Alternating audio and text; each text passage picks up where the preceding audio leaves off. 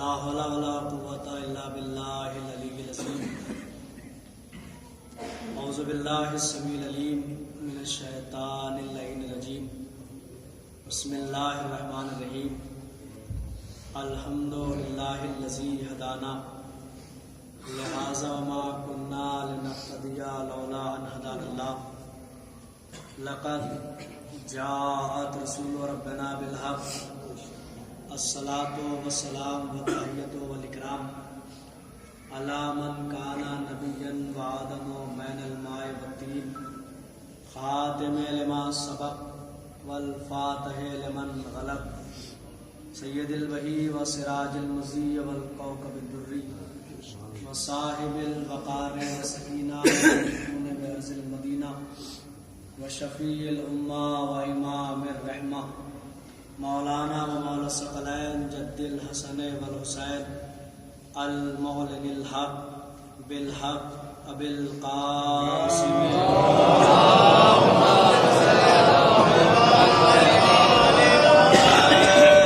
وعلی یعصوب الدین والایمان وباب الامن والامان وکلمۃ الرحمان والسابق بالاحسان والشاہد بالایمان وکاسر الاسنام والاوثان ومصداق مرج البحرین یلتقیان وامام المظفر والشجاع الغضنفر وقاسم طوبى وسقر وابی شبیر وشبر وقالع باب الخیبر وساقی حوضن الکوثر الذی سمت امہ حیدر وصاحب الذوالفقار ومصداق قول النبی المختار لأعطین رایت غدا رجلا کرارا غیر فرار ومطلوب لکل طالب وغالب علی کل غالب مولانا علی ابن ابی طالب.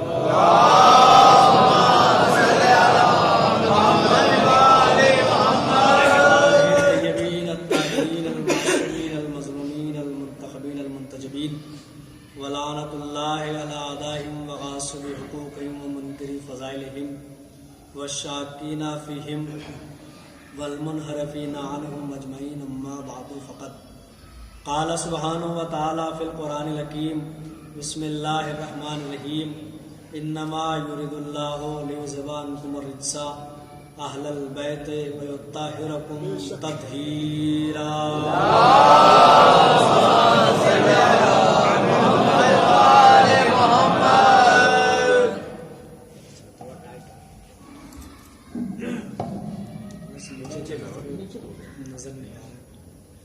مل کے صلوات پڑھ لو.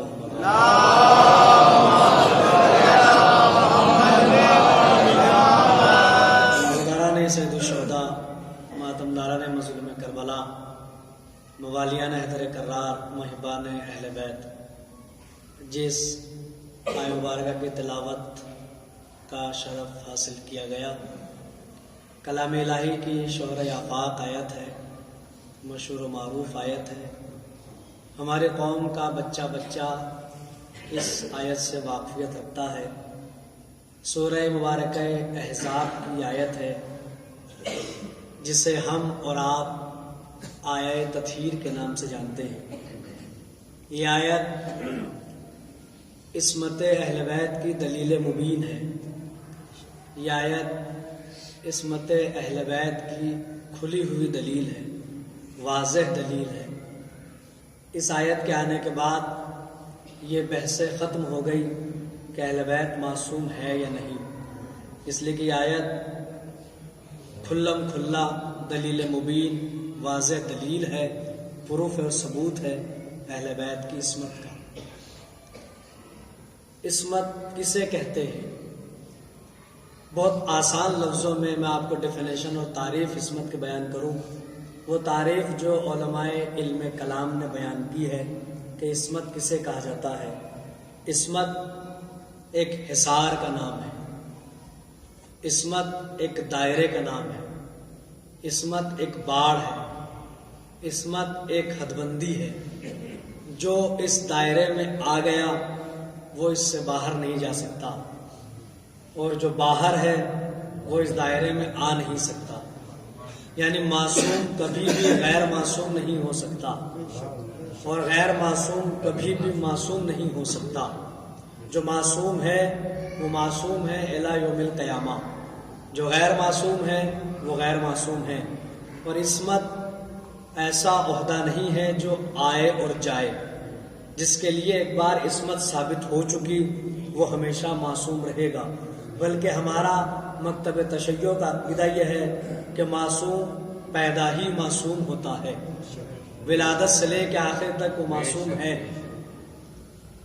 عصمت جس کے لیے ثابت ہو چکی وہ معصوم ہے۔ باہر رہنے والے کو صرف اتنا حق حاصل ہے کہ وہ صرف سوال کر سکتا ہے کہ کیا میں آ جاؤں چادر میں، اور اگر چادر کے نیچے سے آواز آئے کونی مکانک وانتے الخیر، ام سلمہ اپنی جگہ پہ رہو اور تم تو خیر پر ہو، یعنی خیریت کی سند جسے پیغمبر اسلام خود دے وہ بھی چادر میں نہیں آ سکتا، جسے خیریت کی سند خود پیغمبر اکرم دے وہ بھی چادر میں نہیں آ سکتا۔ باہر رہنے والے کو صرف حق سوال دیا گیا، وہ صرف یہ سوال کر سکتا ہے کہ میں آ جاؤں چادر میں، اور جس کے لیے عصمت ثابت ہے اس کی نہ آنکھ غلط اٹھے، اس کا نہ ہاتھ غلط اٹھے، اس کا نہ قدم غلط اٹھے، یعنی جس کے قدم میں لغزش نہ ہو اسے معصوم کہا جاتا ہے۔ اب ہمارا عقیدہ یہ ہے کہ آدم سے لے کے خاتم تک 1,24,000 انبیاء سب کے سب معصوم ہیں، منصوص من اللہ معصوم ہیں، سب کے یہاں عصمت کی نس پائی جاتی ہے، نون صاد نس، سب کے یہاں عصمت کی نس پائی جاتی ہے۔ لیکن ایک عام اور خام خیال یہ ہے کہ انبیاء کی عصمت کا تذکرہ قرآن نے نہیں کیا، قرآن یہ نہیں بتا رہا کہ نبی معصوم ہوتا ہے۔ دیکھیں آپ حضرات کے سماعت پہ اعتبار کرتے ہوئے میں نے گفتگو کا آغاز کیا ہے، ذرا سا گفتگو تمہید محفوظ کیجئے گا، اس لیے کہ منظر کو سمجھنے کے لیے پس منظر کا سمجھنا ضروری ہوتا ہے۔ جب تک پس منظر سمجھ میں نہ آئے منظر سمجھ میں نہیں آتا۔ اسی طرح کسی بھی ذاکر و کوئی مقرر ہو جب تک اس کی تمہید سمجھ میں نہ آئے اس کے آگے کی تقریر سمجھ میں نہیں آ سکتی کہ وہ کیا کہنا چاہ رہا ہے۔ ذرا سا توجہ فرمائیے گا، مجھے اپنے بیان سے زیادہ آپ حضرات کے سماعت پہ اعتبار ہے۔ دیکھیں عصمت، انبیاء کی عصمت کا ذکر قرآن نے نہیں کیا، یہ ایک عام خیال ہے اور خام خیال ہے کہ انبیاء کی عصمت کا تذکرہ قرآن نے نہیں کیا، جبکہ قرآن نے بتایا ہے کہ نبی معصوم ہوتا ہے۔ اب یہ قرآن جو لوگ پڑھے ہوئے وہ جانتے ہیں قرآن کا اپنا ایک مزاج ہے گفتگو کرنے کا۔ قرآن نے عصمت انبیاء پر کہیں مفصل گفتگو کی ہے اور کہیں اجمال سے گفتگو کی ہے، کہیں تفصیلاً قرآن نے بیان کیا، کہیں مجملاً قرآن نے بیان کیا، کہیں تفصیل سے قرآن بیان کر رہا ہے کہ نبی معصوم ہوتا ہے، کہیں اختصار کے ساتھ قرآن نے بیان کیا۔ ایک نبی کی عصمت کا تذکرہ قرآن نے اس انداز میں کیا، اور نبی وہ نبی ہے کہ جس کی پوری کائنات پہ حکومت ہے، ذرے سے لے کے آفتاب تک، خلاؤں میں، فضاؤں میں، ہواؤں میں، جمادات پر، نباتات پر، انسانات پر، فرشتوں پر، ملائکہ پر، ہر چیز پہ اس کی حکومت ہے۔ آپ سمجھ گئے میں کس کا تذکرہ کر رہا ہوں؟ حضرت سلیمان علیہ السلام کا ذکر ہے، پوری کائنات پہ ان کو حکومت ہے۔ جا رہے ہیں، چونٹیوں کے سردار نے آتا ہوا دیکھا تو کیا کہا؟ پڑھا لکھا مجمع سب جانتے کیا کہا؟ سورہ مبارکہ نمل میں ساری تفصیلات موجود ہے کہ چونٹیوں کے سردار نے کہا کہ اپنے اپنے بلوں میں چلی جاؤ، کہیں ایسا نہ ہو کہ سلیمان کا لشکر تمہیں کچل کر آگے بڑھ جائے۔ غلط تو نہیں پڑھا میں نے؟ یہی کہہ رہا قرآن، سورہ نمل کی تفصیل یہی کہہ رہی ہے، چلی جاؤ۔ اب قرآن اس موقع پہ کہتا ہے فَتَبَسَّمَ ضَاحِكًا مِّن قَوْلِهَا، حضرت سلیمان اس کی یہ بات سن کے مسکرائے، اور مسکرانے کے بعد کیا کہا؟ وَقَالَ رَبِّ أَوْزِعْنِي أَنْ أَشْكُرَ نِعْمَتَكَ الَّتِي أَنْعَمْتَ عَلَيَّ وَعَلَىٰ وَالِدَيَّ، پروردگار تیرا شکریہ ہے اس نعمت کا جو مجھ پر بھی ہے اور میرے باپ پر بھی ہے۔ یہ حضرت سلیمان کہہ رہے ہیں۔ عقل کا تقاضا یہ ہے کہ چونٹیوں کے سردار نے کہا لشکر کچل کے آگے بڑھ جائے، تو ہم جیسا ہوتا تو پلٹ کے چونٹیوں سے کہتا کہ ہم ایسا نہیں کریں گے، نہیں، اگر ہم جیسا ہوتا تو آواز ہی نہ سن پاتا۔ بھائی جو لوگ خاموش بیٹھے وہ چونٹیوں کی آواز سن لیں گے؟ نہیں سن سکتے، لیکن اللہ کے نبی نے آواز سنی۔ ہم جیسا ہوتا تو آواز نہیں سن سکتا، اس کا مطلب یہ ہوا کہ نبی اور ہے، کمزور ہیں. اگر ہم جیسا ہوتا تو آواز نہ سن پاتا. نبی نے آواز سنی تو پلٹ کے چونٹیوں کے سردار سے کچھ نہیں کہا, اللہ کی نعمت کا شکریہ ادا کیا. پروردگار کی نعمت کا شکریہ جو مجھ پر بھی ہے اور میرے باپ پر بھی ہے. کون ہے سلیمان کے باپ؟ سلیمان ابن داؤد. قرآن نے کہا ورث سلیمان و داؤدا. سلیمان کس کے وارث ہوئے؟ داؤد کے وارث ہوئے. یعنی سلیمان نبی ہے اور ان کے باپ داؤد وہ بھی نبی ہے. یعنی کوئی ایسی نعمت ہے جو باپ پر بھی ہے اور بیٹے پر بھی ہے. اسی نعمت کی وجہ سے حضرت سلیمان کا قدم آگے نہیں بڑھا. ہمارے لیے عام زندگی میں, ہمارے اور آپ کے لیے چونٹیوں کا کچلنا حرام نہیں ہے, میرے اور آپ کے لیے حرام نہیں ہے. لیکن اللہ کا نبی اگر ایسا کرتا تو وہ بروز محشر شکایت کرتی کہ پروردگار تیرے نبی نے کچلا ہے تو سلیمان کا قدم آگے نہیں بڑھا, تو نعمت کا شکریہ ادا ہوا. وہ نعمت ایسی تھی کہ جس کی وجہ سے قدم آگے نہیں بڑھا. ہم نے علماء تفسیر سے پوچھا اس نعمت کو کیا کہتے ہیں, تو علماء نے بیان کیا اسی نعمت کو عصمت کہا جاتا ہے. کہ وہ عصمت موجود تھی تو قدم آگے نہیں بڑھا. اگر ہمارے جیسا غیر معصوم ہوتا تو قدم آگے بڑھ جاتا. لہذا عصمت پائی جا رہی تھی, آگے نہیں بڑھا. تو قرآن نے بتایا کہ نبی معصوم ہوتا ہے, اس کی عصمت پائی جاتی ہے. پھر ایک نبی کی عصمت کا تذکرہ قرآن نے کیا اور اس انداز میں کیا کہ قرآن کا اپنا مزاج, جو قرآن پڑھیں, جو لوگ قرآن کی تلاوت کرتے ہیں, اس لیے قرآن مجید اس لیے نہیں آیا ہے کہ اسے طاق کی زینت بنا کے رکھ دی جائے اور جمعرات کو اس پہ لے جا کے اگربتی جلا دی جائے. قرآن اس لیے آیا تھا کہ اس کو پڑھا جائے, اس کو تلاوت کی جائے. اور جب محبت اہل بیت کا دل میں ہو اور قرآن کی تلاوت کی جائے تو قرآن اپنا سینہ کھول دیتا ہے. پھر اس میں سے اہل بیت کے فضائل نکل کے سامنے آتے ہیں. تو قرآن مجید نے جو لوگ پڑھے ہوئے قرآن تلاوت کو جانتے ہیں کہ قرآن کا اپنا مزاج یہ ہے کہ کبھی کبھی قرآن نے ایسا بھی کیا کہ دوسرے کی زبان سے جو الفاظ نکلے اسے دلیل بنا کے اپنے دامن میں جگہ دے دی. الفاظ دوسروں کے تھے, قرآن نے اپنے دامن میں اسے جگہ دی. اب یہ ایک الگ موضوع ہے, پورا ٹاپک ہے کہ وہ کون سے افراد تھے کہ جن کے زبان سے نکلے الفاظ کو قرآن نے آیت بنایا اور اپنے دامن میں جگہ دی. مجھے عصمت پہ بیان کرنا ہے. ایک نبی کی عصمت کا تذکرہ قرآن نے کیا, اور نبی وہ نبی ہے جو حسین و جمیل ہے, جس کا حسن و جمال بڑا مشہور ہے. لیکن نعوذ باللہ خاکم بدہن کوئی نبی بدصورت نہیں تھا, سارے نبی حسین و جمیل تھے. لیکن یہ کیا ہوا کہ یوسف کا حسن مشہور ہو گیا. اس کی وجہ یہ ہے کہ ان کے حسن کی قرآن نے تعریف کر دی. اب قرآن جس کے حسن کی تعریف کر دے گا وہ حسینوں میں حسین ہو جائے گا, وہ خوبصورتوں میں خوبصورت ہو جائے گا. آ کے مصر کی عورتوں نے تانا دیا, غلام سے خواستگاری کی ہے, تو پلٹ کے زلیخا نے کیا کہا, تم نے ابھی یوسف کو, دیکھیے میرا ساتھ دیا, بہت کم پڑھا لکھا آدمی ہوں میں, ذرا سا میرا ساتھ دیجیے گا, تم نے یوسف کو بھی دیکھا نہیں ہے. انہوں نے کہا دیکھنا کیا, آدمی تو ہے. کہا نہیں, دیکھ لو تو تمہارا تانا ختم ہو جائے. انہوں نے کہا دکھا دو. کہا ایسے نہیں دکھائیں گے. کہا پھر, کہا دیکھو سامنے پردے سے یوسف آئیں گے اور تمہارا کام یہ ہوگا کہ تمہارے ہاتھ میں ترنت ایک ایک نائف, چاقو, چھری دی جائے گی. جب یوسف کو دیکھ رہے تمہارا کام کیا ہے, چاقو سے نیمبو کو. یہی ہے قرآن کی تفسیر, غلط تو نہیں پڑھ رہا میں, یہی کہہ رہا قرآن کہ چاقو سے نیمبو کو کاٹ دینا ہے. حضرت یوسف کو جب انہوں نے دیکھا تو پہلا جملہ جو عورتوں نے کہا قرآن میں محفوظ ہے. انہوں نے یوسف کو دیکھ کے کہا حاشا للہ ما ھذا بشر ان ھذا الا ملک کریم. حاشا للہ, یہ بشر نہیں ہے. پر مصر کی عورتوں کو پتا تھا کہ نبی ہم جیسا نہیں ہوتا. قرآن ہے, قرآن کہہ رہا ہے. انہوں نے کہا ما ھذا بشر, یہ بشر نہیں ہے. ان ھذا الا ملک کریم, یہ کوئی کریم فرشتہ ہے.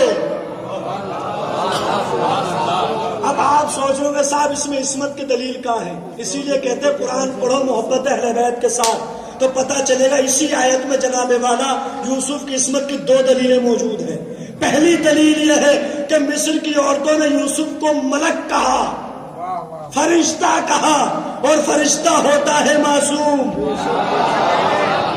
اللہ ذرا سا میرے ساتھ توجہ رکھیے گا. بھائی فرشتہ ہوتا ہے معصوم. دوسری دلیل یہ ہے کہ قرآن نے تردید نہیں کی. اگر انہوں نے غلط کہا ہوتا تو آگے قرآن تردید کرتا. قرآن کی خاموشی دلیل ہے کہ انہوں نے جو کہا صحیح کہا. لہذا یوسف معصوم ہے. عصمت کی دو دلیلیں موجود ہیں. تو انہوں نے نیمبو کاٹ لیا, یوسف گزر گئے. پلٹ کے زلیخا نے کہا ذرا ہوش میں آؤ. انہوں نے کہا ہوش میں تو ہے. کہا ہوش میں تو ہاتھوں کو دیکھو. ہاتھوں کو دیکھا تھل تھل خون بہ رہا تھا. یہی تو ہے. اب مجھے انصاف سے بتائیے گا کہ پہلے نیمبو کٹا یا انگلیاں کٹی؟ سامنے کی بات ہے تو بھائی میں تو گہری بات تھوڑی نہ. میں سوال کر لیا میں نے, اور سوال کرنے کا حق کسی کو نہیں امتحان کا. تو لیکن ایک سامنے کی بات میں نے پوچھی کہ بھائی چھری چلی تھی تو پہلے نیمبو کٹا تھا یا انگلیاں؟ نیمبو کٹا تھا. ٹھیک ہے. اب میرا ایک مشورہ آپ مان لیجیے. اگر کسی کے ہاتھ میں چاقو لگ جائے تو کیا کرتے ہیں؟ مرہم لگاتے ہیں. اب میرا مشورہ یہ ہے کہ مرہم نہ لگائیے گا, فریزر کھولیے گا, اس میں سے نیمبو نکالنا, آدھا کاٹ کے نچوڑ دیں. خدا کی قسم جس نے مشورہ مان لیا مانیے. مجھے تو پوچھتا پڑے گا مولوی آیا کہاں سے, نمبر تو کہاں سے لائے تھے بھیا؟ کیوں, کیا دشمنی تھی ہم سے ایسا مشورہ دے کے گیا؟ کیوں؟ کہا کہ صاحب ایسا لگا جیسے کسی نے تیزاب ڈال دیا ہو. یہ مردوں کو لگے گا, وہ مصر کی نازک مزاج عورتیں ہیں. بھائی زلیخا کی سہیلیاں تو ایری غیری تھوڑی تھی, خزرا کی بیٹیاں تھی, نازک مزاج عورتیں تھی. لیکن کیا ہوا؟ نیمبو کٹ گیا, انگلیاں کٹ گئی, خون بہ گیا, اس میں تیزاب جیسا نیمبو. لیکن انہیں پتا نہیں چلا. کیوں؟ اس لیے کہ یوسف کی محبت دل میں آ گئی تھی. تو پتا یہ چلا اگر محبوب کا جلوہ سامنے ہو تو اپنے یہاں سے خون نکالو, پتا نہیں چلتا. جن کے بات سمجھ میں آ رہی ہو بولے میرے ساتھ میں. کیا اگر محبوب کا جلوہ سامنے ہو اور اپنے ہاتھ سے خون نکالے تو پتا نہیں چلتا. دلیل چاہیے 10 محرم کا ہو, عباس کا علم سامنے, اپنی زنجیر. غلط تو نہیں پڑھ رہا میں, صحیح پڑھ رہا ہوں, غلط تو نہیں پڑھ رہا میں. اس نے قرآن کہہ رہا ہے. قرآن لوگ کہتے ہیں کہ صاحب وہ آزاداری سے, قرآن سے ثابت کرو آزاداری کو. ہم یہ کہتے ہیں ہم قرآن کو آزاداری سے ثابت کر دیں گے کہ قرآن نے کہا ہے کہ انگلیاں کٹ گئی, خون بہ گیا, پتہ ہی نہیں چلا کیسے. آئیے آ کے ماتم دیکھیے, اپنے ہاتھ سے خون نکالا جاتا پتہ نہیں چلتا. قرآن کہہ رہا ہے, میں نے کوئی غلط بات تو قرآن کہہ رہا ہے کہ نکلی ہے, انگلیاں کٹی ہے, اس میں نیمبو بھی کھا تھا لیکن انہیں پتہ ہی نہیں چلا. اس لیے کہ یوسف سامنے سے گزر گئے, کہ ان کی محبت دل میں آ گئی تھی. تو ہم جس سے محبت کرتے ہیں وہ فخر یوسف ہے. ہم جس سے محبت کر رہے ہیں وہ فخر یوسف ہے. بھیا ان کے پسینے کے قطرہ ٹپکا تو یوسف پیدا ہوئے. تو یوسف کی محبت دل میں آئے تو پتہ نہ چلے, تو یہ حسین کی محبت دل میں آ جائے. بتایا چلیے آگے بڑھتے ہیں. بتایا اس لیے کہ اختلافی باتیں ممبر سے نہ کرنی چاہیے, نہ میرے علم ہے کہ میں باتیں کروں. آگے بڑھتے ہیں. انہوں نے کہا کہ ملک ہے یہ. انہوں نے اگر غلط کہا تو قرآن تردید کرتا ہے, قرآن خاموش ہے. تو قرآن کی خاموشی دلیل ہوتی ہے. جو قرآن سے واقف تو جانتے ہیں قرآن جہاں پہ خاموش ہے وہ دلیل مانی جاتی ہے, وہ مدلل بات ہوتی ہے چاہے قرآن خاموش ہو جائے. اس لیے قرآن کبھی غلط بات کا ساتھ نہیں دے سکتا. اگر قرآن نے غلط کہا ہوتا تو آگے قرآن تردید کر دیتا. قرآن خاموش ہے. بچے نے گواہی دی. قرآن نے کیا کہا؟ فشہد شاہد من اہلہا. اہلہا ہاں مؤنث کی ضمیر ہے, اس کا مرجع زلیخا. علماء عامہ خاصہ مفسرین سب نے بیان کیا کہ وہ تھا تو زلیخا کے اہل میں سے, لیکن بولا تھا نبی کی طرف سے. اگلے جملے پہ ذرا سا میرے ساتھ دیجیے گا. بھائی وہ تھا تو نبی کی بیوی کا بھائی. اب جن کی نگاہ میں تاریخ ہے ذرا سا توجہ رکھیے گا. وہ تھا تو زلیخا نبی کی بیوی بنی کہ نہیں بنی؟ اب دھواں یوسف کا نہیں ہوا. وہ تھا تو نبی کی بیوی کا بھائی، لیکن بولا تھا نبی کی طرف سے. اب اگر تاریخ اپنے آپ کو بعد میں دوہرائے، کوئی ہو نبی کی بیوی کا بھائی اور بولے علی کی طرف سے، تو تعجب کس بات کا؟ ایسا ہو چکا ہے پہلے تاریخ میں کہ وہ تھا تو نبی کی بیوی کا بھائی لیکن بولا ہے نبی کی طرف سے. اب جب یوسف عزیز مصر بن گئے میرے عزیز دوستو، بھائیوں، بزرگوں، تو یوسف نے کہا پروردگار بغیر وزیر کے حکومت. بھائی آپ تو دلی کے قریب رہتے ہیں، بغیر وزیروں کا سنسد بھون چل جاتا ہے کیا؟ جب وزیر جائیں گے جب بھی تو چلے گا، ورنہ ٹھپ پڑا رہے گا. کہا پروردگار بغیر وزیر کے حکومت نہیں چلتی.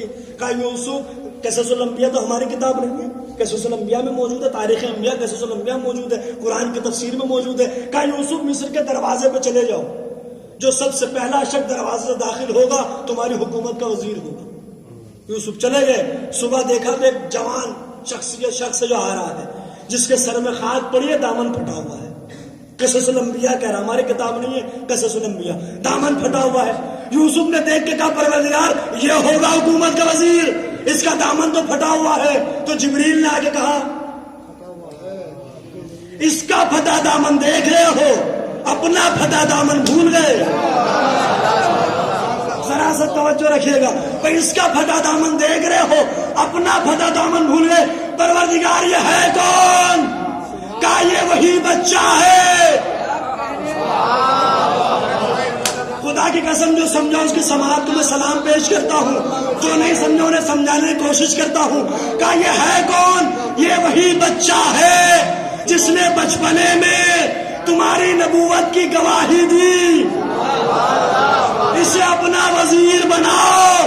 تو قرآن نے طے کر دیا نا، نبی کا وزیر وہ بنتا ہے جو بچپنے میں نبوت کی گواہی.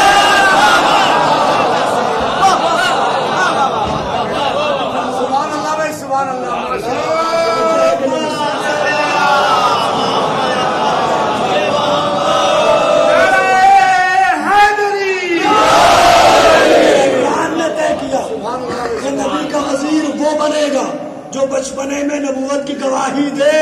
اب سارے کام ہمارے تھوڑی کا ممبروں سے بیان کرے. آپ قرآن اٹھا کے تلاش کرو وہ کون ہے جس کے لیے قرآن نے کہا کہ میری گواہی کے لیے اور رسول تیری گواہی کے لیے وہ کافی ہے جس کے پاس کتاب کا علم ہے. اب اسے تلاش کرو جو نبوت کی گواہی کے لیے آیا تھا.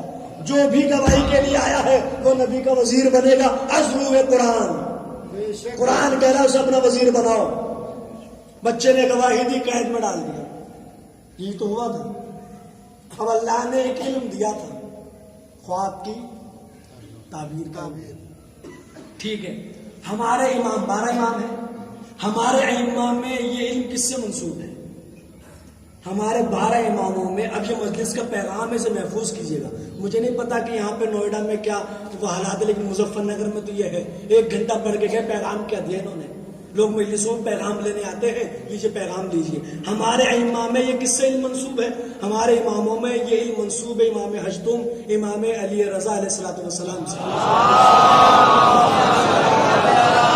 8ویں امام سے منسوب ہے خواب کی تعبیر کا علم. اسی لیے کہا گیا، کتاب کا حوالہ چاہیے تعبیر الرؤیا، علامہ مجلسی علیہ رحمہ. انہوں نے لکھا، اسی لیے کہا جاتا ہے روایتوں میں ہے، اگر کوئی خواب دیکھے کسی سے بیان نہ کرے، اٹھے امام کے روزے کی طرف انگشت شہادت بلند کرے، امام کی زیارت پڑھ کے کہے مولا جو خواب میں نے دیکھا ہے میں نے آپ کے حوالے کیا.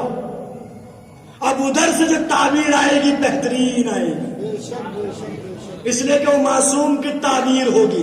آپ مولوی صاحب سے کہیں گے وہ جنتریاں دیکھ کے بتائیں گے، کیا ضرورت ہے جنتری منتری دیکھنے کی؟ آپ امام کے حوالے کیجئے کوئی بھی خواب آپ دیکھیں، اس لیے کہ خواب کی سچی تعبیر سوائے معصوم کے کوئی نہیں بتا سکتا. ہمارا امام 8 امام سے منسوب ہے، امام مشہد میں ہے، آپ سب جانتے ہیں. ہر نماز کے بعد ان کی زیارت پڑھی جاتی ہے، سب کو یاد ہے. انگشت بلند کرو، انگشت شہادت ان کی زیارت پڑھ کے مولا آپ کے حوالے. اب ادھر سے تعبیر امید ہی رکھے کہ بہترین آئے گی، خواب کیسا بھی ہو. تو خواب دیکھا تھا حضرت یوسف کے پاس خواب کی تعبیر کا علم تھا. قید خانے میں 2 نے خواب دیکھا، زندان میں، جیل میں. ایک نے یہ کہا کہ آپ کے پاس خواب کی تعبیر کے علم ہے؟ انہوں نے کہا کہ ہاں.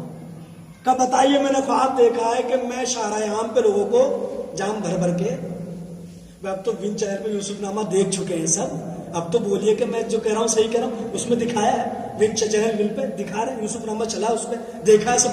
کوئی میں گہری بات نہیں کر رہا، بالکل سچی باتیں سامنے کی جو قوم کا بچہ جانتا ہے کہ انہوں نے خواب میں دیکھا کہ میں شاہراہ عام پہ لوگوں کو جام بھر بھر کے پلا رہا ہوں. دوسرے نے کہا میں نے خواب میں دیکھا کہ ایک چھبڑی ٹوکری میرے سر پہ ہے، اس میں روٹی رکھی ہے، چھیل کوے سے نوچ نوچ کے کھا رہے ہیں.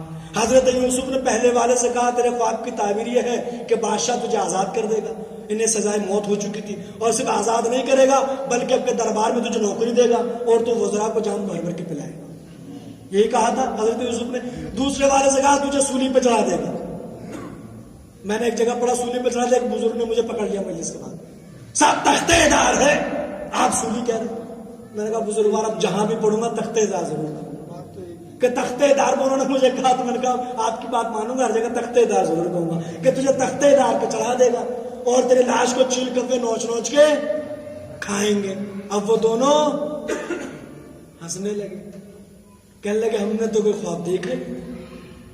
اب ان کی تفریح مولوی صاحب کے ساتھ نہیں تھی، معصوم کے ساتھ تفریح کر رہے تھے. اب توجہ رکھیے گا مجھے، حفاظت کیجیے گا جملوں کی. کیا کہا انہوں نے؟ ہنسنے لگے ہم نے تو کوئی خواب دیکھا ہی نہیں. اب جن کے بات سمجھ میں آئے دیکھے اگر جملہ اچھا ہو تو داد میرا حق بن جاتا ہے. حضرت یوسف کی توریوں پہ بل آئے اور پلٹ کے کہا دیکھا ہو یا نہ دیکھا ہو اب ہوگا وہی جو میں نے کہہ دیا.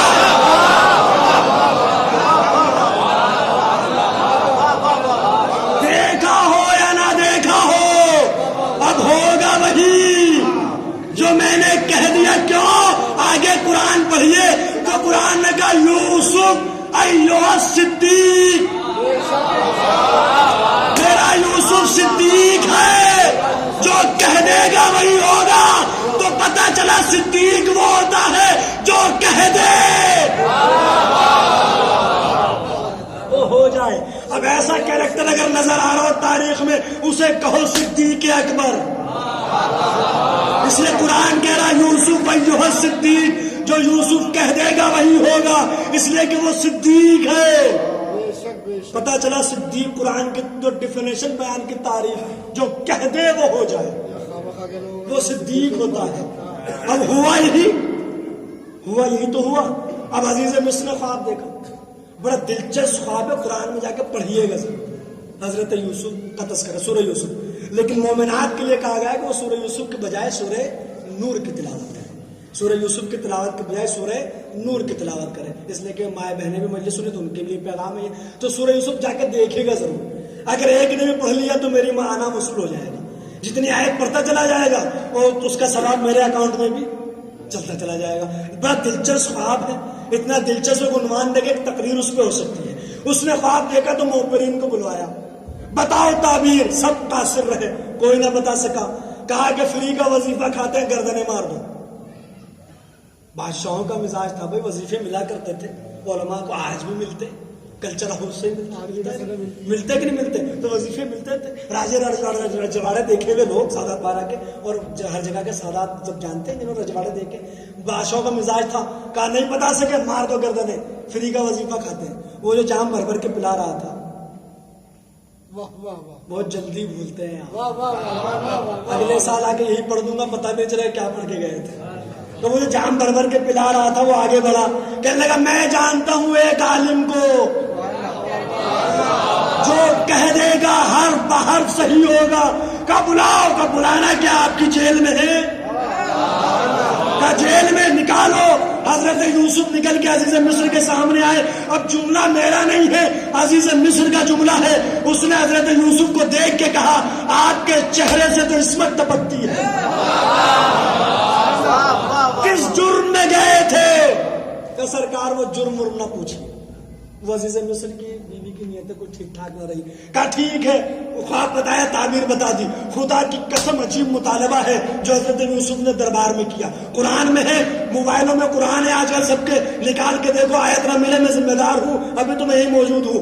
عزیز مصر کے سامنے حضرت یوسف نے عجیب مطالبہ کیا. ساری تقریر ایک طرف، یہ جملہ ادھر ادھر توجہ رکھیے گا.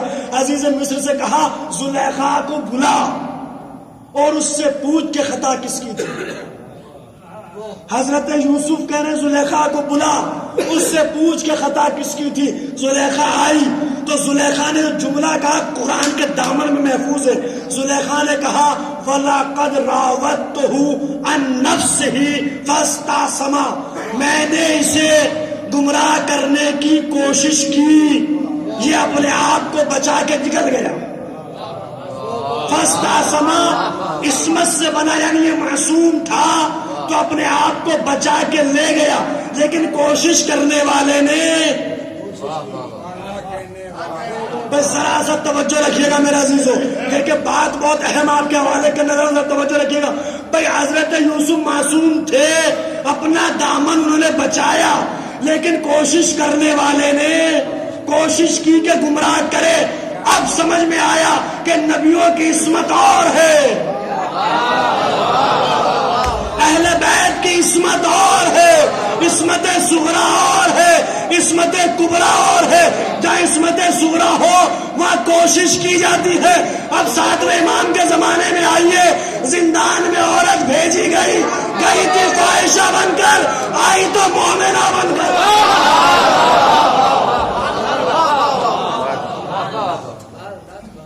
زندان میں عورت بھیجی گئی تھی، ماں زلیخا نے کوشش کی، اٹیک کیا اس نے، لیکن یہ یوسف معصوم تھے تو بچ کے نکل گئے. لیکن یہاں زندان میں کوشش بھی نہیں ہوئی، صرف دیکھا تو ایمان لے آئی. وہاں بڑے دربار میں کہا کہ میں نے کوشش کی تھی، یہ بچ کے نکل گیا. یا ہارون کی نگاہوں میں نگاہ ملا کے کہا بتا، وہ بتاؤں جو تو نے کہا یا وہ بتاؤں جو میں نے دیکھا. یعنی جہاں دیکھ کے ایمان لے آئے وہاں عصمت کبرا ہے. بھیا عصمت کی کئی قسمیں جو علماء نے بیان کی ہے. ہم ذاکرین کو اٹھا کے بلیم کر دیتے ہیں، 15 معصوم بتا دیے، 16 معصوم بتا دیے. کوئی 15 معصوم نہیں بتاتا، کوئی 16 معصوم نہیں بتاتا. اعتراض وہ کرتا ہے جسے عصمت کی معلوم نہیں ہے کہ علماء نے عصمت کی کتنی قسم بیان کی ہے. ایک عصمت صغرا ہوتی ہے جہاں ترک اولیٰ کا امکان پایا جاتا ہے. ایک عصمت کبرا ہوتی ہے جہاں پہ ترک اولیٰ کا امکان بھی نہیں پایا جاتا. وہ عصمت کبرا آگے چادر تطہیر میں آنے والے، ان کے جیسا معصوم نہ تھا، نہ ہے، نہ کوئی ہوگا. لہذا کوئی 15 معصوم نہیں بتاتا، کوئی 16 نہیں بتاتا. ایک عصمت ہوتی ہے عصمت کسبی، یعنی کوئی اپنے کردار کو عصمت کے سانچے میں ڈال لے، 34 سال گزار دے، کوئی گناہ نہ ہو، پوری زندگی گزار دے، کوئی ترک اولیٰ نہ ہو، تو پھر اسے معصوم کہیں گے کہ نہیں کہیں گے؟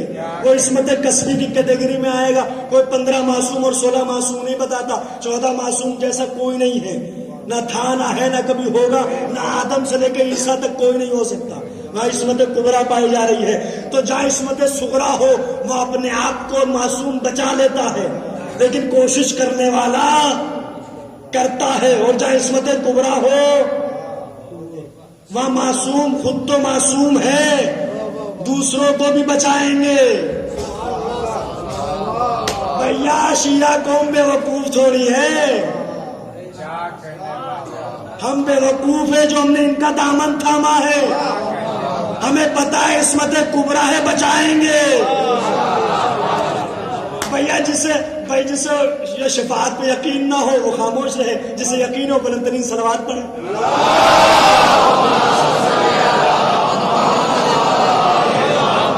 بچائیں گے، ہر نقصان سے بچائیں گے، ہر ضرر سے بچائیں گے. اور ضرر کئی طرح کے ہوتے ہیں جناب والا. ایک نقصان ہوتا ہے جسم کا ضرر، جسے ہم کہتے ہیں بیماری. بیماری چکن گنیا ہو گیا، اب کیا گھٹنے جام، پنڈلیوں میں درد، کیوں صاحب کہ وہ چکن گنیا ہو گیا. اب کیا ہے صاحب، وہ محرم میں مجھ سے کسی نے پوچھا اشرے میں سداولی میں غالباً کہ حضور تبرک میں کیا بانٹے؟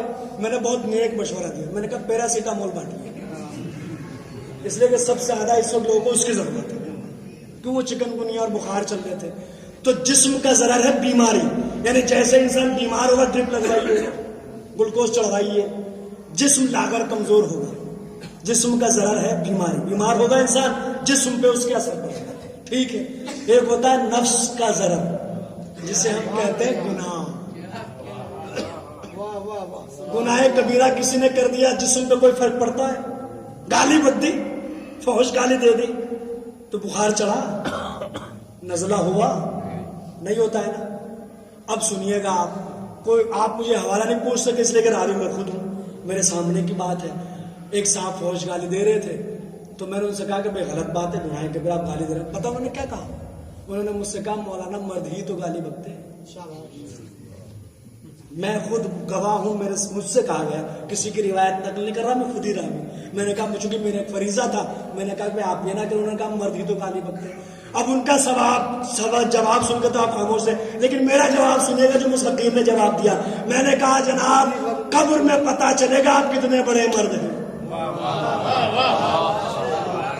انہوں نے کہا صاحب وہ کیوں؟ ایک تو چوری اور ایک تو گناہ اوپر سے، کہ صاحب وہ کیوں؟ تو کیا انہوں نے گالی دے دی، کوئی جسم پہ فرق پڑا؟ کچھ نہیں۔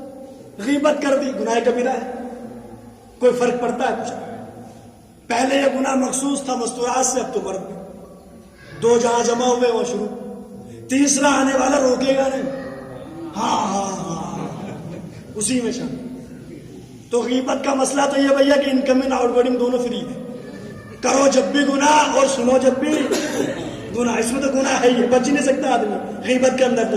لیکن غیبت کر کے بخار چڑھتا ہے کسی کو، پیراسیٹامول کی ضرورت پڑتی ہے، کومبی فلیم کی نہیں پڑتی۔ کیوں؟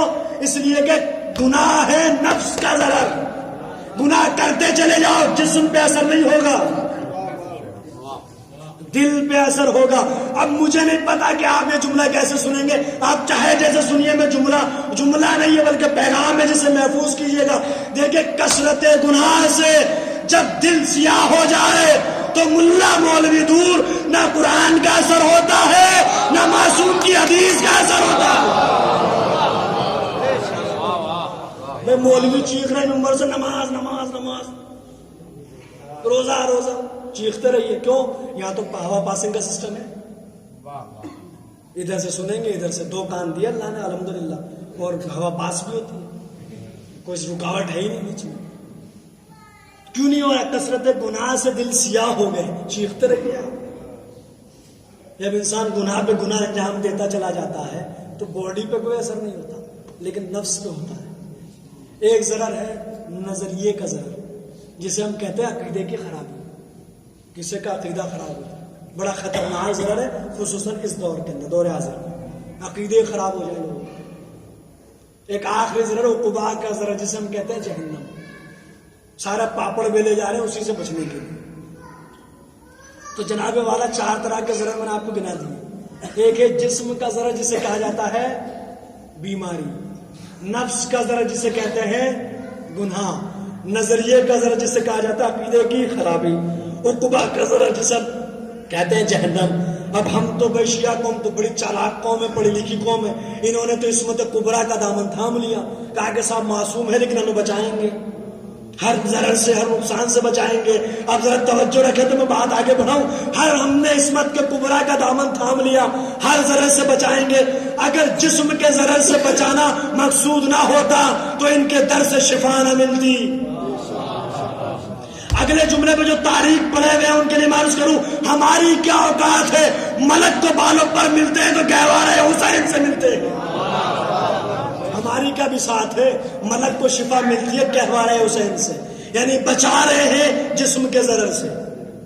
اگر نفس کے ضرر سے بچانا مقصود نہ ہوتا تو پیغمبر کی حدیث نہ ہوتی، علی کی محبت گناہوں کو ایسے کھا جاتی ہے جیسے آگ لکڑی کو کھا جاتی ہے۔ بھئی یہ تو بڑی مطلب کی بات تھی، اس میں تو سب کو بولنا چاہیے تھا۔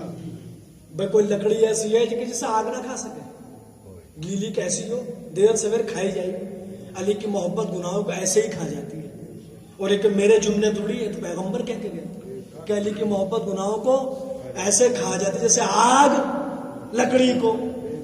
اب سب کہیں گے مولانا بہت بڑھیا تھے، بیچارے بھولے تھے بہت، کیوں؟ ہمیں گناہوں کا لائسنس دے کے گیا۔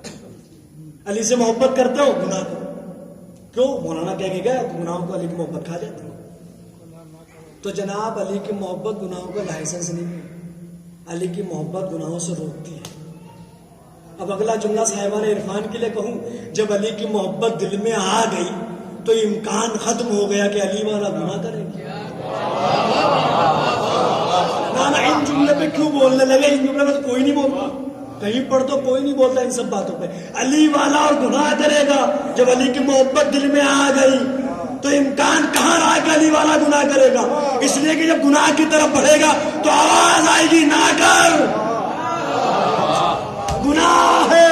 لوگوں نے کہا یہ ضمیر کی آواز ہے کہ ضمیر پکار کے کہتا ہے نہ کر، گناہ ہے۔ میرا جملہ نہیں، علامہ رشید ترابی کا جملہ ہے۔ وہ کہا کرتے تھے بھائی یہ ضمیر کون سے پارٹ کا نام ہے باڈی کے؟ یہ جسم کے کس حصے کا نام ہے ضمیر کا؟ یہ ضمیر کی آواز کہہ کے لوگوں کو گمراہ کیا جا رہا ہے۔ یہ ضمیر کی آواز نہیں ہوتی، یہ وقت کا امام پکارتا ہے نہ کر، یہ گناہ ہے۔ آواز آتی ہے اندر سے نہ کر، گناہ ہے۔ انسان آگے بڑھ جاتا ہے، گناہ کرتا ہے، کہتے ہیں نفس ضمیر کی آواز نہیں ہے، ہدایت ہوتی ہے کہ نہ کرو، گناہ ہے یہ۔ تو علی کی محبت گناہوں سے روکتی ہے، وہ گناہ کے اوپر آمادہ نہیں کرتی علی کی محبت، گناہوں سے روک دیتی ہے علی کی محبت۔ اور صاحب جناب والا نظریے کا ذرا جسم کہتا ہے عقیدے کی خرابی۔ اگر اس سے بچانا مقصود نہ ہوتا تو بجا اپنے کلام میں ہمارے عقیدے کی اصلاح نہ کرتے۔ ہر جگہ معصوم کے کوئی بھی کلام اٹھا کے دیکھو، معصوم نے عقیدے کی اصلاح کی ہے۔ اصول کافی کتب اربعہ میں شامل ہے۔ مسلمانوں کے یہاں سائے ستہ ہے، اہل تشیع کا کتب اربعہ 4 بنیادی کتابیں، ان میں سے ایک کا حوالہ دے رہا ہوں، اصول کافی، جس کے لیے کہا جاتا ہے کافی لشیت ہونا، کافی ہمارے شیعوں کے لیے کافی ہے۔ اتنی بڑی کتاب کا حوالہ کافی ہے آج کی مجلس میں، اس میں روایت موجود ہے۔ 5ویں امام سے آ کے لوگوں نے پوچھا کہ راوی نے کہ مولا شرک کسے کہتے ہیں؟ شرک کسے کہتے ہیں؟ کہا لوگ کیا کہتے ہیں؟ کہا شرک صرف عقیدہ توحید میں ہے۔ مولا نے کہا کہ نہیں، شرک صرف عقیدہ توحید میں نہیں ہے، شرک عقیدہ رسالت میں بھی ہے۔ شرک عقیدہ، توجہ رکھیے گا، شرک عقیدہ رسالت میں بھی ہے، شرک عقیدہ ولایت میں بھی ہے۔ مولا نے سمجھا نہیں، کہا اس طرح سے سمجھو کہ جس طرح سے کوئی دوسرا اللہ نہیں ہو سکتا، اسی طرح کوئی دوسرا محمد نہیں ہو سکتا، اور پوری کائنات میں کوئی دوسرا علی نہیں ہو سکتا۔ یہ کیا ہے؟ یہ عقیدہ توحید کی اصلاح ہے، یہ عقیدہ رسالت کی اصلاح ہے، یہ عقیدہ ولایت کی اصلاح ہے۔ کیوں؟ ہمیں بچانا ہے ذرا سے تو اصلاح کی جا رہی ہے۔ پھر آخر ذرا عقبہ کا جہنم، اس سے بچانا مقصود نہ ہوتا جناب والا تو پیغمبر کی حدیث نہ ہوتی، لو اجتمع الناس علی حب علی لما خلق اللہ النار۔ اگر تمام لوگ علی کی محبت پہ جمع ہو جاتے تو اللہ جہنم کو پیدا ہی نہ کرتا۔ تو پتا چلا کہ جہنم پیدا ہوئی ہے بغض علی میں۔ پیغمبر کہہ کے جا رہے ہیں، اور حدیث کا لفظ کیا؟ اجتماع۔ حدیث کا لفظ میں کیا کروں؟ لو اجتماع، اجتماع۔ اب اجتماع تو دنیا میں بہت ہے، لیکن اگر یہ علی کی محبت پہ ہو جاتے تو پیغمبر کہہ گئے اللہ جہنم کو پیدا ہی نہ کرتا۔ تو یہ عصمت بتایا، معصوم ہوتا ہے نبی۔ پھر ایک عصمت کا ذکر قرآن نے کیا، اور نبی نہیں، ایک نبی کی ماں ہے۔ 2 طرح سے آپ سمجھئے کس کا ذکر؟ حضرت مریم بنت عمران کا۔ 2 طرح سے ذکر عصمت مریم کا قرآن میں، ایک کفالت کے ذریعے، ایک آیت تطہیر کے ذریعے۔ جب کفالت مریم کا مسئلہ آیا تو قرآن نے کیا کہا؟ ایہم یکفل مریم، کون ہے جو مریم کو پالے؟ ہم پالیں گے، ہم پالیں گے، ہم پالیں گے۔ جتنے بھی دعوے داران کفالت آئے تھے، کوئی ارے غیر نہ تو خیر تھوڑی تھے، پڑھے لکھے راہب تھے، تورات لکھا کرتے تھے۔ اللہ نے کہا قرآن دازی ہوگی، جس کا قلم ستیاب پڑھے گا وہ پال لے گا۔ یہی تو قرآن کی تفصیل ہے۔ سب کے دور میں ایک قلم رہا، قرآن نے وَكَفَّلَهَا زَكَرِيَّا، کس نے کفالت کی؟ حضرت زکریا نے کفالت کی۔ بھائی بیویاں تو اور بھی گزری ہے، لیکن کسی کی کفالت کا ذکر قرآن نے نہیں کیا۔ لیکن یہ کیا وجہ ہوئی کہ جب مریم کی کفالت کا مسئلہ آیا تو قرآن نے کہا کہ وہ پالے گا جو نبی ہوگا۔ کیوں؟ کہ اس لیے کہ جب پلنے والا معصوم ہو تو پرورش ہر کسی کے ہاتھ میں نہیں دی جاتی. جب پلنے والا معصوم ہو تو پالنے والا بھی معصوم ہونا چاہیے. اب عجیب بات یہ ہے کہ عیسیٰ کی ماں کا مسئلہ آیا تو قرآن نے کہا زکریا پالے، اور جب ہمارے نبی کا مسئلہ آیا تو تاریخ نے لکھ دیا بچہ پڑا رہا، کوئی اٹھانے والا نہیں تھا. چچا نے اٹھا لیا، اما چچا نے نہیں اٹھایا تھا. اللہ نے کہا تھا ابو طالب محمد کو تم پالو، اس لیے کہ پلنے والا معصوم ہے تو کفالت ہر کسی کے ہاتھ میں نہیں دی جائے گی. پالنے والا بھی معصوم ہونا چاہیے. اور عیسیٰ کی ماں ہے، اور عیسیٰ ہے ہمارے نبی کے امتی. غلط کہہ دیا میں نے، سارے نبی ہمارے نبی کے امتی ہیں تو عیسیٰ بھی تو اسی میں شامل ہے. تو امتی کی ماں کا مسئلہ ہو تو قرآن موضوع بنا دے اور کہ کفالت وہ کرے کہ جو زکریا نبی ہو. اور ہمارے نبی کا مسئلہ ہے تاریخ لکھ دے بچہ پڑا رہا، کوئی اٹھانے والا ہی نہیں تھا، چچا نے آ کے لے گیا کہ چلو اس کوئی نہیں تو ہم بھی پال لیں. تو کیا نا تذکرہ قرآن نے سمت کا. پھر آیت تطہیر کے ذریعے کیا یا مریم ان اللہ استفا کے وطہرا کے وصطفا کے علیہ السلام. یہ آیت تطہیر ہے حضرت مریم کے لیے، یعنی تطہیر کا مطلب دلیل مبین ہے، کھلی ہوئی دلیل ہے عصمت کی. اس آیت کے آنے کے بعد مریم کی عصمت کی بحث کرا کہ مریم معصومہ ہے، بطول ہے کیا. اب جب سباب کی نبیوں کی عصمت کا مسئلہ آیا وہ ہمارے نبی پہ ایک لطیف الزام، توجہ ہے کیا الزام لطیف؟ کہا کہ نبی جب تبلیغ کرتے تھے تو معصوم ہوتے تھے، ورنہ ہم جیسا بڑے بھائی جب تبلیغ کر رہے ہیں تو معصوم ہے، ورنہ بڑے بھائی ورنہ ہمارے جیسے. ہے لطیف الزام یہ قرآن میں. لوگوں نے کہا کہ نبی جب تبلیغ کرنے جا رہا تو معصوم ہے، ورنہ نبی ہم جیسا ہے. قرآن کیا کہتا ہے؟ قرآن کہتا ہے انہو، سورہ واقعہ واقعہ، انہو لقرآن کریم فی کتاب مکنون لا یمسہ الا المطہرون. یہ جو قرآن ہے چھپی ہوئی کتاب میں ہے اور آپ اسے بغیر طہارت کے چھو نہیں سکتے. دو حکم موجود ہے شریعت کے، تحفۃ العوام دیکھیے، توضیح المسائل دیکھیے، انٹرنیٹ پر مجتہدین کے فتوے دیکھیے. دو حکم شریعت کے، حالت نجاست میں قرآن نہیں چھو سکتے اور حالت نجاست میں مسجد میں نہیں جا سکتے. ہے دونوں حکم قرآن میں موجود ہے، دونوں حکم شریعت میں موجود ہے کہ آپ حالت نجاست میں قرآن نہیں چھو سکتے اور آپ مسجد میں نہیں جا سکتے. اور قرآن کہاں پر ہے؟ چھپی ہوئی کتاب میں. چھپی ہوئی کتاب کیا ہے؟ پیغمبر کا سینہ. قرآن نے کہا نزل علی قلبک کا، ہم نے قرآن کو آپ کے سینے پر نازل کیا. ایک پوری مجلس کا موضوع ایک جملے میں نے آپ کو دے دیا کہ چھپی ہوئی کتاب کیا ہے؟ پیغمبر کا سینہ ہے. قرآن کہاں آیا ہے؟ پیغمبر کے سینے پہ آیا ہے. ٹھیک ہے، ساری بات جلد. اب میں ذرا سا آہستہ سے 2 منٹ کے لیے میرے ساتھ رہیے گا. اگر میں قرآن کی ایک آیت اس کاغذ پر لکھنا چاہوں جو نجس ہے، ایک کاغذ ہے جو نجس ہے، میں لکھنا چاہوں بسم اللہ الرحمن الرحیم، کیا حکم شریعت کا؟ چلیے بسم اللہ قرآن کی آیت نہیں ہے، چھوڑیے.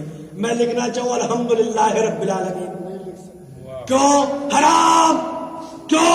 کہ اس لیے کہ وہ کاغذ اس آیت کا ظرف بن رہا ہے.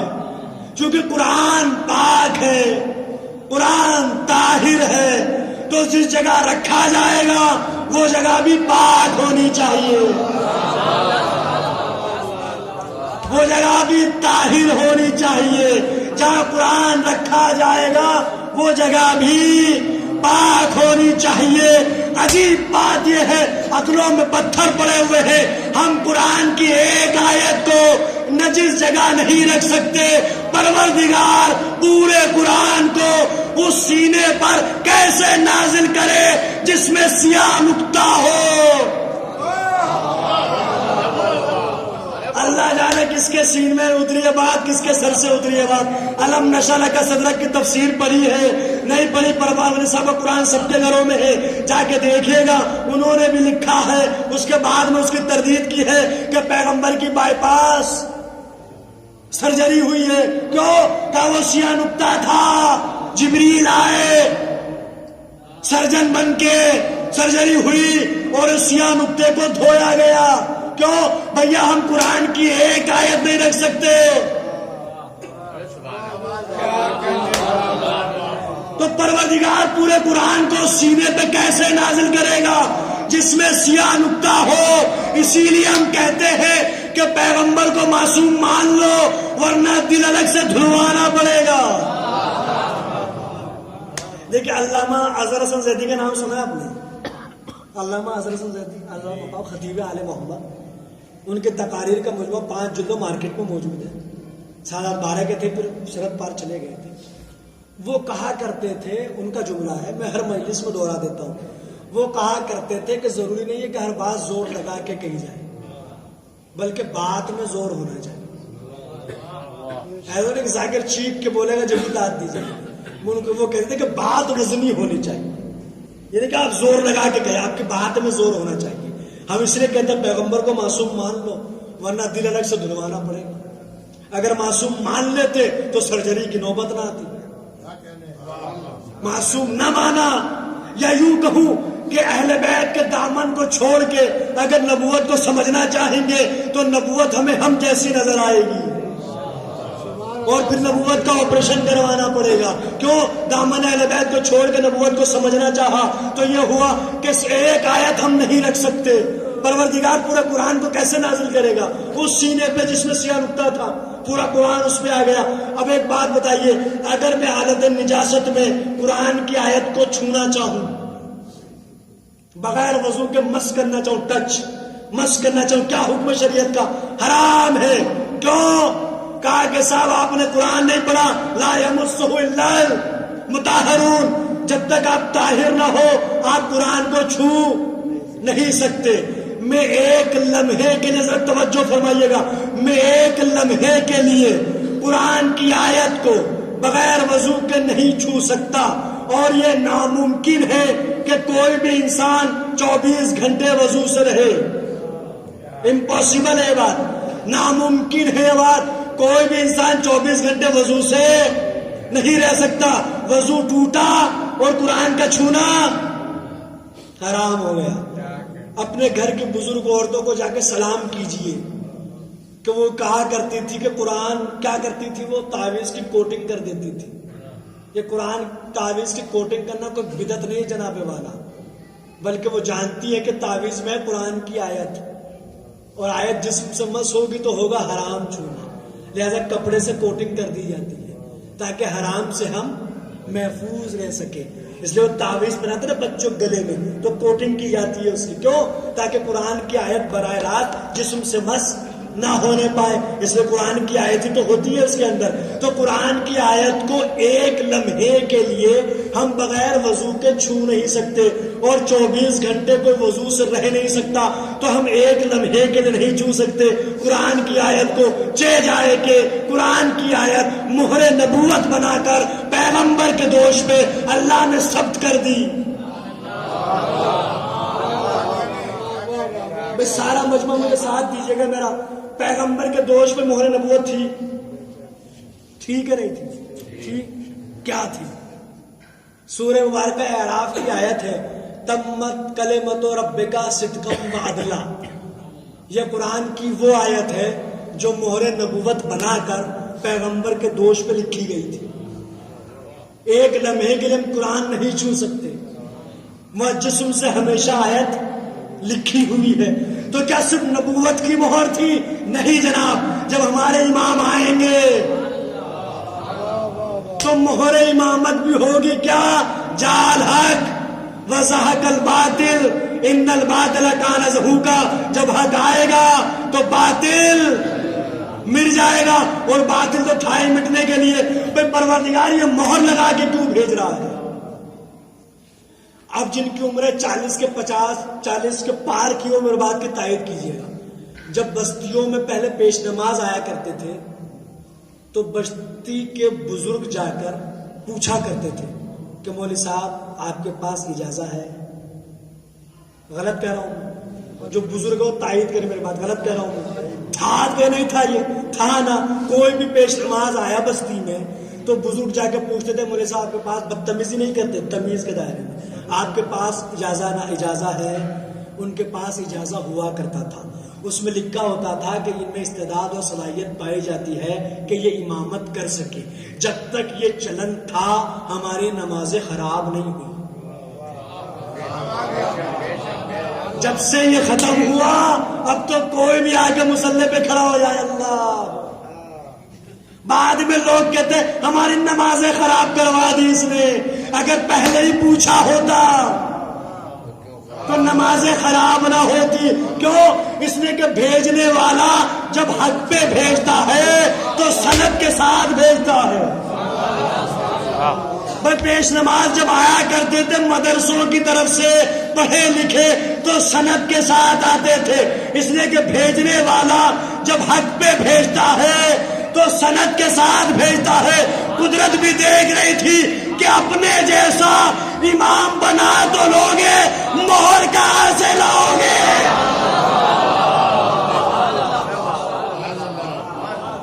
بنا لو اپنے جیسا، لیکن وہ مہر کہاں سے لاؤ گے؟ امام کی ہوگی، مہر امامت ہوگی۔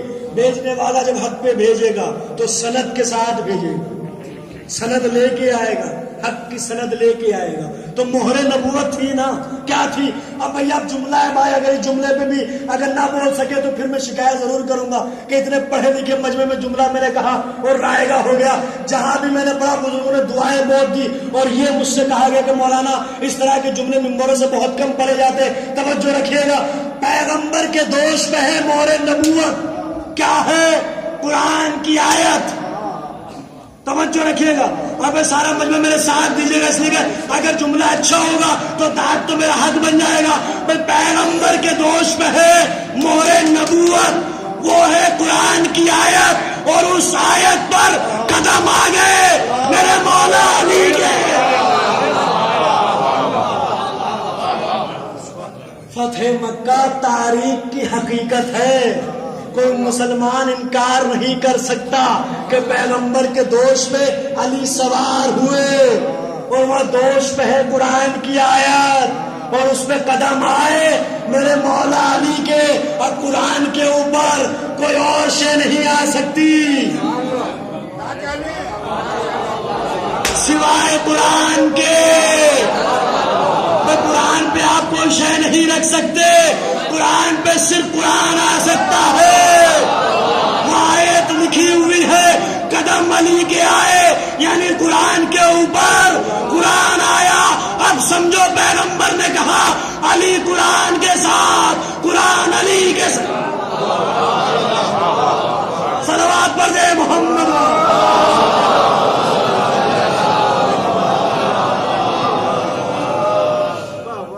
اوپر کوئی اور شے نہیں آ سکتی سوائے قرآن کی۔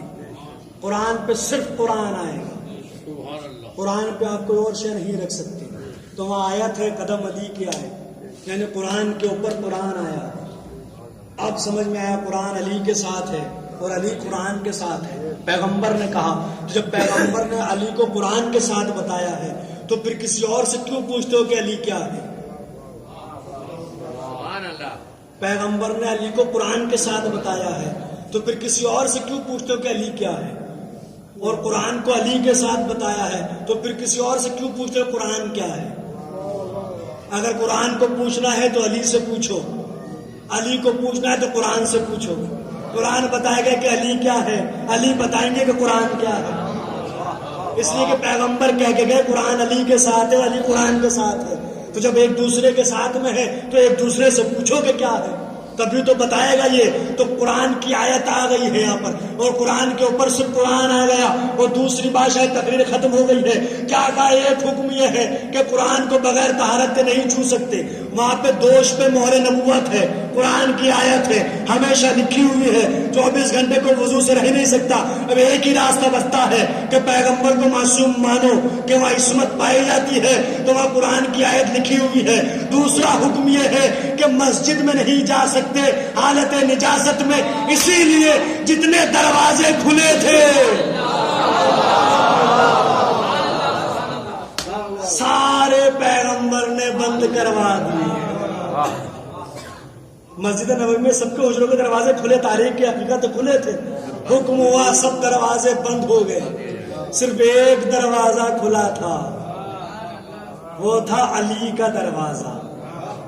یہاں عصمت پائی جاتی ہے، جب چاہو جیسے چاہو مسجد میں آ جاؤ، اس لیے کہ یہاں عصمت پائی جا رہی۔ یہ تو حقیقت ہے کہ سارے دروازے بند ہو گئے، جتنے دروازے کھلے تھے سب بند، ایک کھلا رہا، علی کا دروازہ، علی کا دروازہ۔ اور جب عصمت منتقل ہو کے آتی ہے تو چال بھی نہیں بدلا کرتی، چال بھی نہیں بدلتی، اس لیے کہ عصمت روحانی ورثہ ہے، منتقل ہو کے آتا ہے نسلاً بعد نسلیں، پشتہ پشت، اور جب منتقل ہو کے آئے گا روحانی ورثہ تو چال بھی نہیں بدلے گی۔ کوئی سی بھی کتاب اٹھا کے دیکھیے، چاہے سنی عالم کی ہو شیعہ عالم کی ہو، جس نے بھی مقدمہ فدق لکھا ہے، ایک جملہ سب نے لکھا کہ جب رسول کی بیٹی گئی ہے مقدمہ فدق کے لیے تو ایسے چل رہی تھی جیسے رسول چلتے تھے۔ عصمت منتقل ہو کے آئی تو چال بھی نہیں بدلی۔ یہ روایت کا جملہ ہے، اگلا اس حقیر کا جملہ محفوظ کیجیے گا۔ یہ تو روایتوں نے لکھ دیا کہ ایسے چل رہی تھی جناب زہرا جیسے رسول چلتے تھے، اور اس دروازے سے نہیں آئی تھی جو مسجد کے صحن میں کھلتا تھا، صدر دروازے سے آئی تھی۔ چاہتی تو اسی دروازے سے آ جاتی، لیکن صدر دروازے سے آئی کیوں؟ تاکہ تمام درباری اور حاکم دیکھ لے کہ رسول کی بیٹی آ رہی ہے، تو سب نے جملہ لکھ دیا ایسے چل رہی تھی جیسے رسول چلتے تھے۔ یہ روایت کا جملہ ہے۔ اگلا جملہ میرا اپنا ہے کہ اس لیے چل رہی تھی کہ حاکم کو بتانا مقصود تھا تیرا مقدمہ زہرا سے نہیں ہے، رسول سے ہے،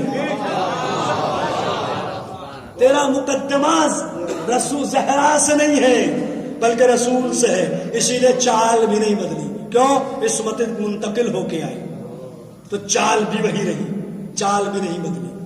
اور جب عصمت منتقل ہو کے آگے بڑھتی ہے تو تمام بیویوں کی تاریخ اٹھا کے دیکھیں، ایک ہی بیوی نظر آئے گی جسے نائبۃ الزہرا کہا جائے گا، جسے ثانی زہرا کہا جاتا ہے۔ نہ مریم ہو سکی، نہ ہاجرہ ہو سکی، نہ سارہ ہو سکی، نہ آسیہ بنت مزاحم ہو سکی۔ اکمل النساء ہو گئی لیکن نائبۃ الزہرا نہ ہو سکی، ثانیہ زہرا نہ ہو سکی۔ ایک ہی بیوی ہے جو ثانیہ زہرا، نائبۃ الزہرا، وہ بیوی ہے جو اپنے باپ کی زینت ہے۔ باپ وہ ہے جو دنیا کی مجلسوں کی زینت ہے۔ پیغمبر نے کہا نا زینوا مجالسکم بذکر علی، اپنی مجلسوں کو علی کے ذکر کے ذریعے زینت دو۔ تو کائنات کی مجلسوں کی زینت علی ہے، علی کی زینت زینب ہے جو اپنے باپ کی زینت ہے۔ نائبۃ الزہرا، ثانیہ زہرا، بچا کے لے آئی اسلام کو بھی، امامت کو بھی، ولایت کو بھی، سب کو بچا کے۔ عالمہ غیر معلمہ، انہی کے تو دن ہے، انہی کے تو دن ہے، انہی کا تو تذکرہ ہے۔ معصوم ماں کی عکس، یہ اپنا اپنا ماں کا مقدر ہے کہ کچھ بیٹیاں ماں کی عکس ہوتی ہے، کچھ بیٹیاں ماں کی برعکس ہوتی ہیں، لیکن زینب ماں کی عکس ہے۔ جسے کردار سیدہ دیکھنا ہو کردار زینب دیکھنا۔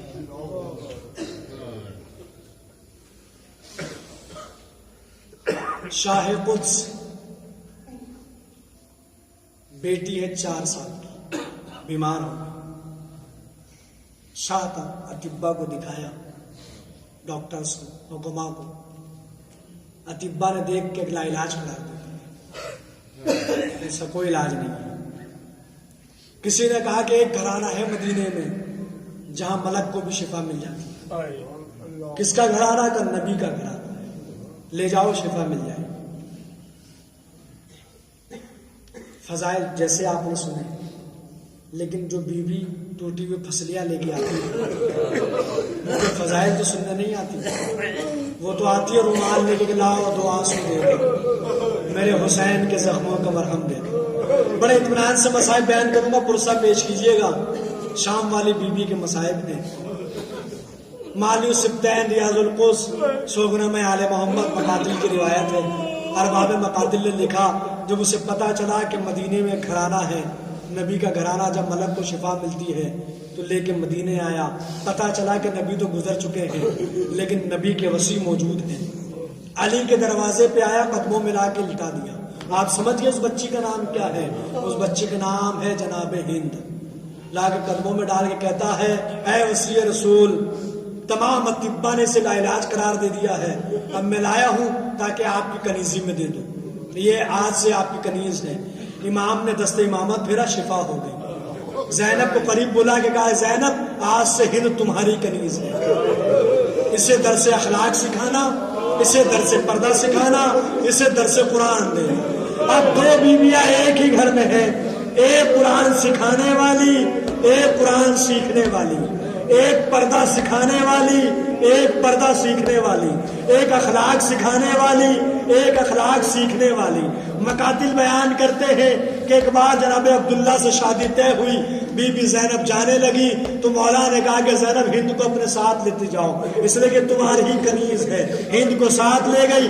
یزید سے پیغام آیا، یزید سے شادی طے ہوئی، اب ہند شام جانے لگی. اب روایتیں بیان کرتی ہے جب ہند شام جا رہی تھی ایک بار امام حسن کی قدم بوسی کی، امام حسن کے قدموں کو چوما، امام حسین کے قدموں کو چوما، بی بی ام کلثوم کے قدموں کو چوما.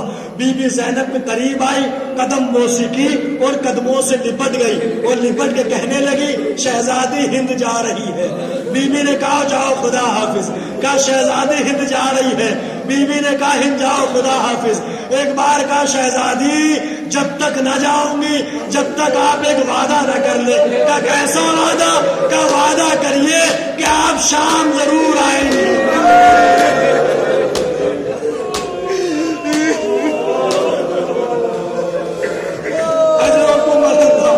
خدا آپ کی آنکھوں پر رحمت نازل کرے، خدا آپ کی آوازوں پر رحمت نازل کرے. کسی غم میں نہ رلائے سوائے غم اہل بیت کے. ارباب مقاتل بیان کرتے ہیں کہ زینب نے کہا ہند جاؤ، علی کی بیٹی وعدہ کرتی ہے کہ وہ شام ضرور آئے گی. روایتیں کہتی ہے اب ہند انتظار کر رہی ہے کہ جب میری شہزادی نے وعدہ کیا ہے تو وہ شام ضرور آئے گی.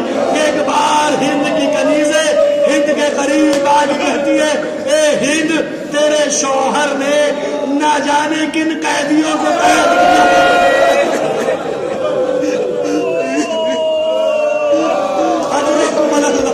تیرے شوہر نے نہ جانے کن قیدیوں کو قید کیا ہے. کا عجیب قافلہ ہے، ایک قافلہ سالار ہے جس کے گلے میں خاردار کوٹ ہے، ہاتھوں میں ہتھکڑیاں ہے، پاؤں میں بیڑیاں ہے، اس کے پیچھے پیچھے چند بے کجاوا اونٹ ہے، ان پہ کچھ بیویاں سوار ہے. اتنے شریف گھرانے کی ہے کہ سر پہ نگاہ نہیں ہے تو چہرے سے بالوں کو چھپائے.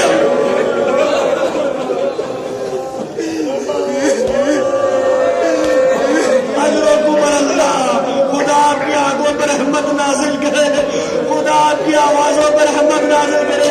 کہ اتنے شریف گھرانے کی عورتیں ہیں کہ سر پہ ردا نہیں ہے تو بالوں سے چہرے کو چھپائے ہے. ہند نے کہا اچھا اگر ایسا قافلہ ہے تو میں ان سے ملاقات ضرور کروں گی. یزید کے پاس پہنچی، کہا کہ تو نے کن قیدیوں کو قید کیا ہے، میں ان سے ملاقات کرنا چاہتی ہوں. یزید نے اجازت دی. ارباب مقاتل لکھتے ہیں ایک بار دربار کو سجایا جانے لگا.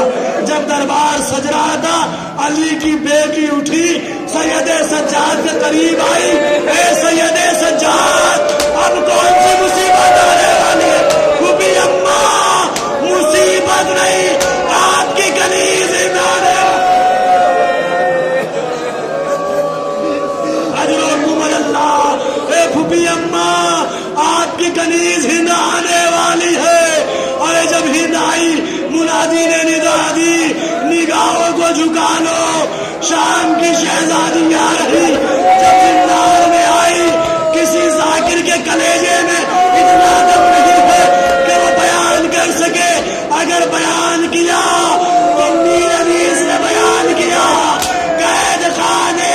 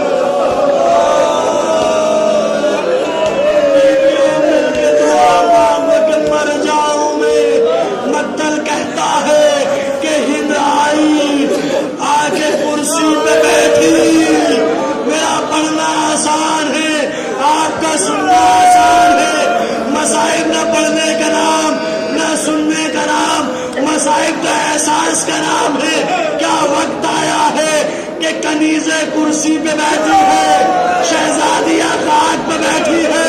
ایک بار ہند نے سوال کیا، اے بی بی تم کون ہو؟ بی بی نے کہا میں مسافرہ،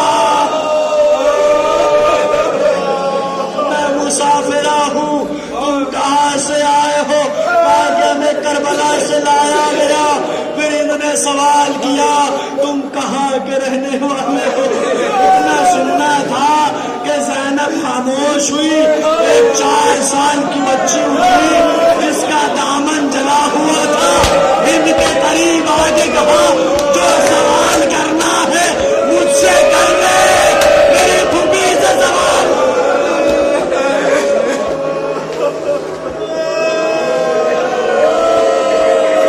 میری پھوپھی سے سوال نہ کرنا. ایک بار ہند نے کہا اچھا تم میرے سوالوں کا جواب دو گی. ہند نے پوچھا تم کون؟ کہا کہ ہم قیدی ہیں، اسیر کر کے لائے گئے ہیں. کہاں سے؟ کا کربلا سے. اب ہند نے سوال کیا تم کہاں کے رہنے والے ہو؟ 4 سال کی بچی بولی ہم مدینے کے ہم مدینے کے رہنے والے ہیں. ہند نے مدینے کا نام سنا. ایک بار پوچھا اچھا مدینے میں کس محلے میں رہتے ہو؟ کہا محلے بنی ہاشم میں رہتے ہیں. کہا اچھا محلے بنی ہاشم میں تمہارا گھر کہاں ہے؟ اب یہ جواب وہی دے سکتی تھی جس کی رگوں میں حسین کا لہو ہو. صرف حسین کی بیٹی نے وہ جواب دیا جو صرف سکینہ دے سکتی تھی. ہند نے پوچھا تمہارا گھر کہاں ہے؟ بی بی نے کہا اتنا سمجھو جب سورج غروب ہوتا ہے تو قبر نبی کا سایہ ہمارے گھر میں، جب سورج غروب ہوتا ہے تو قبر نبی کا سایہ ہمارے گھر میں آتا ہے. ہند کرسی پہ بیٹھی تھی، کرسی کو چھوڑ کے 2 زانو ہو کے بیٹھی، سکینہ کے بازو تھام کے کہنے لگی اچھا قبر نبی کے اتنا قریب رہتی ہو تو میری شہزادی زینب میری شہزادی زینب کو ضرور جانتی ہوگی. سکینہ بی بی نے کہا ہے اگر میں تیری ملاقات تیری شہزادی سے اسی زندگی میں کرا دوں. اتنا کہنا تھا. ہند کہنے لگی اے بی بی اگر تو یتیمہ نہ ہوتی تو میں تجھے بتاتی. کہا کیا؟ بے مدنہ چادر میری شہزادی کا نام نہ لے. کہاں یہ زندان؟ کہاں علی کی بیٹی؟ کہاں یہ زندان ہے؟ کہاں علی کی بیٹی ہے؟ اگلا جملہ نہ رو سکنا مجھے معاف کرنا، بڑا سخت جملہ ہند نے کہا کہ بی بی جس کا پاس جیسا بھائی اس کی